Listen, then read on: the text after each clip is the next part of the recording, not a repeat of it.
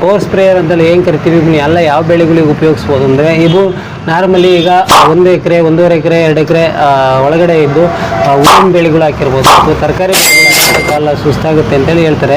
ಇದು battery sprayer ಬಂದು common ಆಗಿ ನೀರು ಹಾಕ್ಕೊಂಡು ಹೊಡೆಯೋಕ್ಕೆ 25ರಿಂದ 30 kg ಬರುತ್ತೆ. ವೆಯ್ಟ್ ಹೊತ್ಕೊಂಡು ಓಡಾಡೋಕ್ಕಾಗಲ್ಲ, ಇಲ್ಲ ಅಥವಾ ಜಾಸ್ತಿ ಔಷಧಿ ಹೊಡೆಯೋದಿರುತ್ತೆ. ಜಾಸ್ತಿ ಔಷಧಿ ಹೊಡೆಯೋದ್ರಿಂದ ಹೊತ್ಕೊಂಡು ಓಡಾಡೋಕ್ಕಾಗಲ್ಲ, 20 ಕ್ಯಾನ್ 30 ಕ್ಯಾನ್ ಹೊತ್ಕೊಂಡು ಓಡೋಕ್ಕಾಗಲ್ಲ ಅಂತೇಳಿ ರೈತರು.